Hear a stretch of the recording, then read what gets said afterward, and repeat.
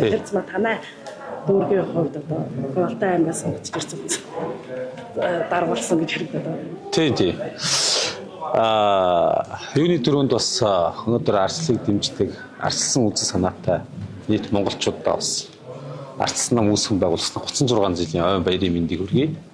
За өнгөрсөн 20 жилийн хугацаанд бас миний бие одоо энэ арслсан намын гишүүнээр өдгөө одоо яг 20 жилээ үзэж байна. За арслсан намын гишүүнээр ажиллаж авах хугацаанд Баянгол дүүрэгтээ 2012-оос 20 он хүртэл 8 жил засаглаж арчилсан нам юу хийж чаддаг, бүтээн байгуулж чаддаг харуулж чадсан он жилүүд байлаа. За харамсалтай нь одоо 2020 оноос хойш арчилсан нам одоо дүүрэгтээ цөөнх болоод өдгөө одоо сая сүүлийн 2025 оноос дүүргийн намын дараагаар ажиллаж байна. За өшөө товчхондоо дуртахад ер нь бол арчилсан нам арчилсан үзсанаас авралаа гэж харж байгаа. За өчтөр бол намын их хуралд бол суугаагүй. Яг тэгэхээр бас нөгөө анханасаа нэг шудраг бус зүйлийг бас шудраг бус нь илэх хэрэгтэй гэдэг байр суурьтай байгаа. Энэ юу гэсэн үг юм бэ гэхээр одоо бас шинээр сонгогдсон гэдэг байгаа 164 намын орооны гишүүн сонгогдсон. За энэ улсууд маань яг үнэндээ арчилсан намын гишүүнээс сонгогдоогүй. Үүний нэг жишээ одоо тэр хотын дарга Нямбатрын хэлжсэн шиг Монгол ардын намын гишүүд өнөөдөр арчилсан намын гишүүдийг сонгосон процесс явагдсан. Нэг үгээр хэлэх юм бол арчилсан нам арчилсан үзэл баримтлалаа мэдэхгүй улсууд өнөөдөр арчилсан сонгогдсон процесс явагдсан гэж. За өнгөрсөн 20 жилийн хугацаанд маш олон арчилсан намын дотоод сонгуул болдог байсан. Энд одоо маш олон зөрчлүүд, маш олон маргаанууд бий болдог байсан гэсэн. Энэ удаагийн сонгуул шиг өнөөдөр арчлыг худалдсан сонгуул анх удаа боллоо. За үүний нэг жишээ анх арчилсан нам бол намын дарагт нэр дэвших, үндэсний бодлогын оронд нэр дэвших, нийслэлийн намын оронд нэр дэвших, дүүрэгт нэр дэвших хүмүүс нь намын анхан шатны гишүүд буюу өөрөөсөө сонгогддог байсан энэ процесс байхгүй болоод ер нь дарга нар өөрсдийгөө сонгодог энэ процесс руу ухарсан. Нэгт. Хоёрт арчилсан намын дотоод сонгуул зохион байгуулах журам гэж нэг юм гарсан. Энэ журам бол дүрмээ давсан журам гэж бол байхгүй. Арчилсан намын үндсэн дүрмийн 18-ийн 1-26 зааснаар бол 24 онд арчилсан намын эсрэг үйл ажиллагаа явуулсан, бие дааж нэр дэвшсэн хүмүүс өнөөдөр одоо намын дотоод сонгуульд оролцохгүй гэсэн. Харамсалтай нь журам дээр болохоор 24 оны сонгуульд зөвхөн их хурал арчилсан намын эсрэг нэр дэвшсэн бол сонгоно гэсэн заалт оруулсан. Эндээс бүх процесс бол эхэлсэн юм аа. Гуравт нь арчилсан намын үндсэн дүрм дээр нийтдээ сая одоо дотоод сонгуул зохион байгуулах журам дээр бол намын тэргүүлэгчдээс одоо 3 хүний саналыг авна гэж заасан. Тэгээ харамсалтай нь дотоод сонгуулийн хорооныхын журмыг 3 сарын 10-ны өдөр одоо зохион байгуулах зөвлөлд нь хуралдаад арчилсан намын нэр дэвших горилогч нар нэр дэвшигчнэрийн төлөөллийг оролцуулна гэдэг ингээд өөрчлөлтсөн. Нэг үгээр хэлэх юм бол 3 сарын 10-нд энэ тогтоол гарахад нэр дэвшигчнэр 3 сарын 21-нд тодорч байгаа. Нэр дэвшигч. Ингээд бүх процесс одоо эндээс алдаанууд нь эхэлж байгаа маа. Алдаанууд. Ингээд арчилсан нам ингээд цаашаа ингээд одоо энэ одоо олон процесс одоо Баянгол дүүргээс одоо өнгөрсөн дотоод сонгуулиар бараг 90 орчим гомдлыг өгсөн. Одоо жишээ нь 18 м квадрат одоо нэг өрөө байранд өнөөдөр 72 хүн, 76 хүн амьдарч байна. За үнэхээр тэр хүмүүсийг бас намын гишүүдийг одоо шинээр ирсэн гишүүд бол талархаж байгаа.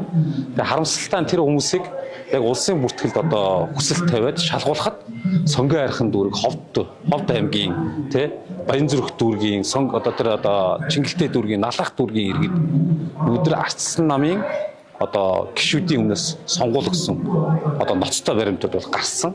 За энэ процессыг одоо нотлох баримттай хамт ерөнхий нарийн бичгийн дарга одоо энэ амар ясгаланд өгсөн боловч хяналтын хорооноос дүгнэлт нь гарцсан.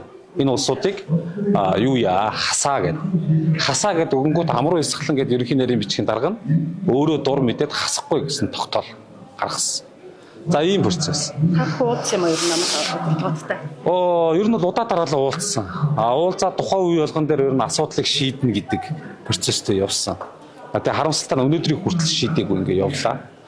За сүүлд нь арчилсан намын дотоод сонгуул зохион байгуулад дууссаны дараа Өнөөдөр 12 мянган төгрөгийнхэн татварыг төлөөгүй хүн өнөөдөр Ардсан намынхын гишүүнийхэн татварыг төлөөгүй хүн өнөөдөр намын ороонд сонгогдсон процесс бас гарсан. Баянгол дүүргийн 24 дүүр хороон дээр адилхан нэртэй хүн, адилхан хүний одоо өмнөөс өөрийгөө төлсөн мэтээр ингээд намын орооны гишүүнээр сонгогдсон процесс гарсан.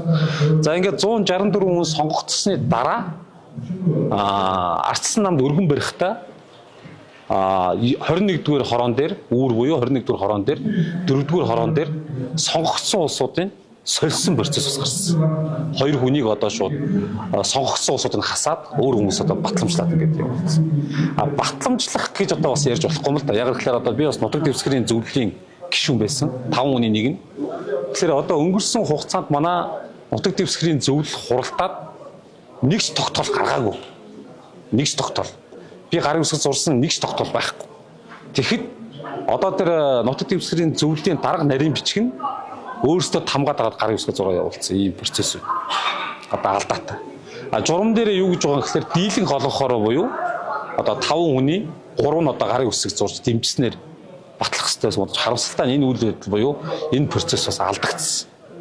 Тий, ингээд ер нь бол Ардсан намыг худалдах бодлого явагдаж байна гэж харж байгаа. За би одоо өнгөрсөн хугацаанд ерөөсөө огтоосоо бас Ардсан намынхаа эв нэгдлийг бодоод бас нээлттэй яриаггүй. Харамсалтай нь одоо манай их хурлын гишүүн гэдэг одоо шинээр сонгогдсон намын дарга гэдэг Амгаланбаатар даргын маань ихнэр одоо нөгөө нэг машин дотроо хоол хийж иддэг нөгөө анхмаа эрүүл мэндийн дэд сайд байсан анхмаа жишээ нь ихнэр нь байх жишээ нь одоо энэ хардахгүй байхын үндэслэл байхгүй зүйл. Нэг үргэлжлэх бол эрх хөрөгч намд өнөөдөр Ардсан намын төрөвч болж байгааг нэг хэлбэр эндээс харагдаж байна гэж хардж байгаа. Амгаланбаатар гишүүн бол Баянбатуугийн арчны намын дараа сонгогдсныхаа дараа одоо Эрдэнэ гэдэг хүний вантус сурцсан байсан Баянбатууг Эрдэнэгээс салгалаа тийм одоо жиг ялтыг байгуулнаас үнийг хэд сонгоод дараа Баянбатууг дандаа Ардсан намд ялагдчихсан гэсэн энэ дээр Эрдэнэгээр салаагүй байсан.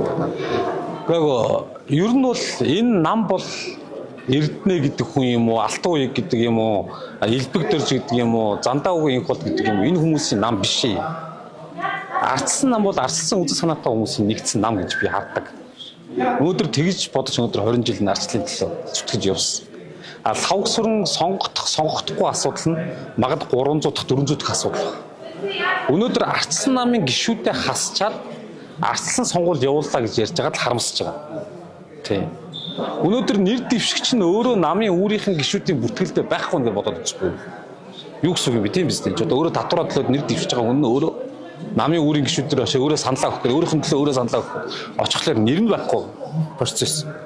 Өшөө би нэмж хэлэх гээд байгаа юм нь юу юм гэхээр ер нь сая дотоод сонгуулиар зөрчилтэй маш олон асуудал нэг нь нэгч гарын үсэг зуруулаагүй хин ирж саналаа өгсөн тодорхойгүй сонгуул бас болсон. Өнөөдөр нутаг дэвсгэрийн зөвлөлөөс одоо маргаан гараад Ардсан намаас ажлын хэсэг байгуулагдсан. Одоо Ганбаатар гишүүнтэй, одоо Габи гишүүнтэй ажлын хэсэг байгуулагдсан. Ажлын хэсгээр юу ярьсан гэхлээр одоо энэ нотлох баримтуудаа буюу гарын үсэг зуруулаагүй байгаа тэр өөрүүдийнхэн гишүүдийнхэн саналын материалыг танилцъя гэсэн одоо хүртэл гаргаж өгөөгүй. Одоо хүртэл зохион байгуулах зөвлөл хурал хийгээгүй. Тогтоол нь байхгүй. Би бас хүсэл тавьсан. Зохион байгуулах зөвлөл ингээд дуртай үедээ хуралдаад ингээд шийдвэр гаргаад байгаа юм байна. Тогтоол шийдвэрийг харъя гэхлээр одоо хүртэл байхгүй. Тухайн үед Ардсан намын даргаар одоо миний би ажиллаж исэн.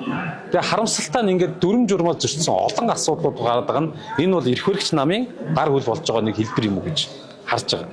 Одоо юуны төрөнд одоо хамгийн түрүүнд харагдаж байгаа л одоо нөгөө ерөнхий сайд асан одоо оюун эрдэнэ амар исхлын тал энэ юм уу гэж би хардж байгаа. Тэг яг хинийхэн талын ямар ч байсан эрх хөрөгч намын гар хөл болж байна гэж хардж байгаа. За таны авах